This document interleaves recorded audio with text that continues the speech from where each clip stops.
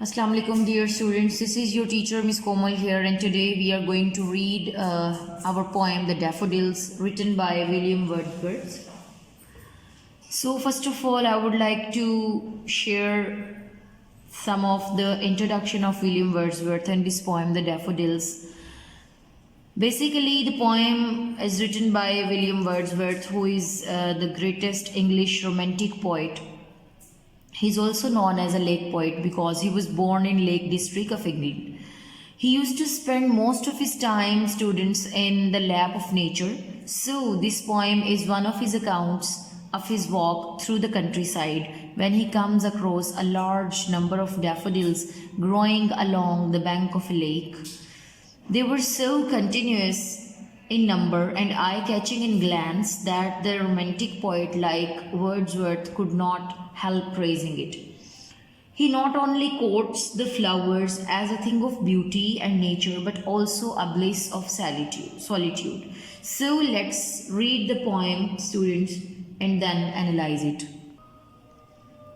I wandered lonely as a cloud that floats on high over vales and hills, when all at once I saw a crowd, a host of golden daffodils, beside the lake, beneath the trees, fluttering and dancing in the breeze. So in the first stanza we have 6 lines, and in the first line the poet quotes that once he was moving leisurely as a cloud that float, swim across over vales, valleys and hills, mountains. When he at once came across to a large number of daffodils that were growing along the bank of a lake beneath the trees, and they were fluttering. Fluttering means they were dancing, and they were fluttering and dancing. Fluttering means to flap quickly and lightly. So in the first stanza, Wordsworth describes his first meeting with daffodils when he saw them. In the second stanza, he says, continuous as the stars that shine and twinkle on the Milky Way, they stretched in never-ending line along the margin of a bay. 10,000 saw I at a glance, tossing their heads in sprightly dance. So in the second stanza, the poet tells that how the daffodils were growing. They were as continuous as the stars on the sky, and they were stretching in a never-ending line. Margin means an edge or a border, and bay is an inlet actually, and a small arm of the sea or a lake or a river. But as Wordsworth has mentioned here in the first stanza that it was a lake, so we will say that it was an inlet of a lake. On its margin in a never-ending line and continuous, the daffodils were stretched. 10,000 saw I at a glance. Glance mean a brief and a hurried look. So in a hurried look, he says, I saw 10,000 tossing their heads in sprightly dance. Tossing mean to throw something lightly and easily. Tossing their heads lightly and easily, and sprightly dance, full of energy, and they were dancing in the breeze.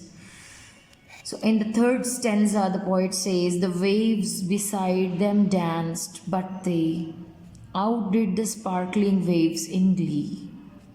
A poet could not but be gay in such a jocund company. I gazed and gazed, but little thought what wealth the show to me had brought. So in the third stanza, the poet is in a little wonder, that he says, yes, this was the wealth that was attracting me towards itself.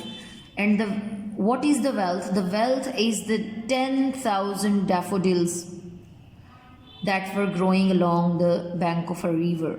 So he says, in such manner they were stretched and they were sparkling and they were beaming, they were shining and they were dancing, that a poet could not but be gay, but be happy and glee in a jocund company of such beautiful flowers. He says, I gazed and gazed, but little thought. Gazed means to look steadily, to stare something, especially in admiration. So he says that I gazed and gazed, but little thought what wealth the show to me had brought. That's, yes, this was the wealth that was attracting me towards itself. So in the last stanza, the poet says that, for oft when on my couch I lie, in vacant or in pensive mood. Vacant means empty minded, and pensive means a mood that includes some serious thought. He says, whenever I am sad or in pensive mood, in empty mood, they flash upon that inward eye. The daffodils flash upon my spiritual, my inward eye, which is the bliss of solitude. He says that these daffodils and the scenery of the daffodils actually is the blessing, is the bounty of my loneliness. And then my heart with pleasure fills and dance with the daffodils. And so the poet says that whenever he thinks of the daffodils, his heart is filled with pleasure and begins to dance with the daffodils. So this was one of the romantic poems of the great poet William Wordsworth, and this poem has been taken from his collection of lyrical ballads. And the lyrical ballads was a book by William Wordsworth and also S.T. Coleridge. So these two were the great romantic poets of the romantic era of English literature history. So moving towards the words to know, the first word is glee. Glee means mirth or joy. Host means a large number of something. Jocund means merry, happy. Milky Way. Milky Way is a wide band of millions of stars in the sky. So our sun is one of these stars. That's why the poet is comparing the flowers, the daffodils, that they were as large in number as the stars on Milky Way. Oft mean often, pensive, thoughtful, solitude mean to being alone, sprightly, lively, vacant mean empty, not filled or occupied, and vales mean valleys. So dear students, this is an extract about the poet William Wordsworth. So let's read it. William Wordsworth was born in 1770 and he died in 1850, and he was one of the greatest English poets. Was born in Lake District of England, an area of great beauty. Wordsworth's treatment of nature is his chief glory as a poet. He spent a great amount of time on walks in the countrysides, and he used his keen sense of observation to take note of all that he saw around him. He got much joy out of nature, and this is clearly evident in his poetry. Other poets see the beauty that is in nature, the colors, the forms, and all the other details. Wordsworth sees all this and more. He always felt there was something much deeper than that which was visible only on the surface. Because students, according to Wordsworth, nature is a teacher and a preacher, and he was an ardent lover of nature, and it was a sort of a creed for him actually. He looks on nature with his inward eye, and the glory of it enters into his heart and soul. The Daffodils is one of Wordsworth's most famous short poems. In the poem, he remembers that he once saw a beautiful scene, a lake, and the daffodils beside it.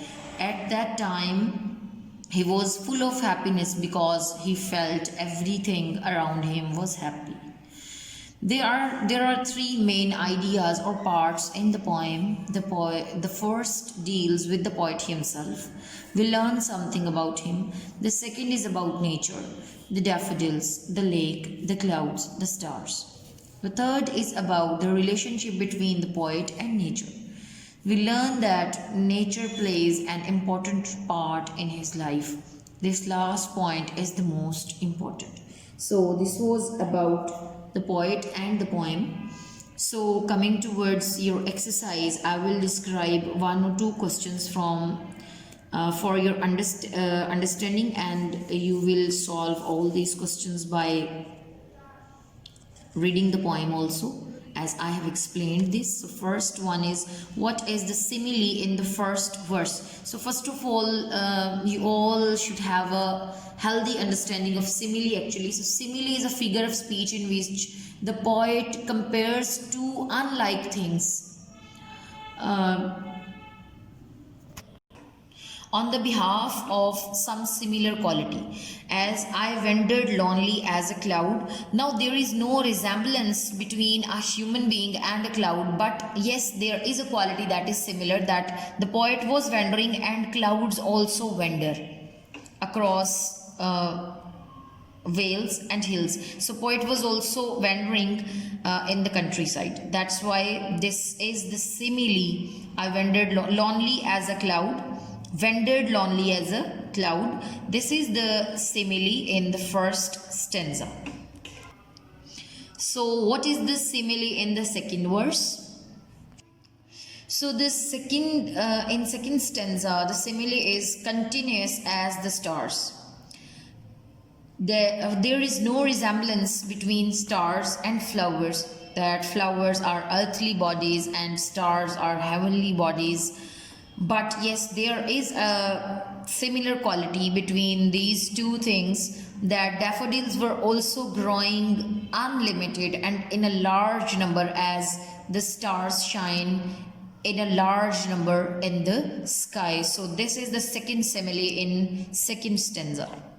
So dear students, this was your today's lecture, and I hope that you all have now a healthy understanding of your poem Daffodils, and now you can analyze this poem on your own. So see you in some other lecture. Till then, take care. Allah Hafiz.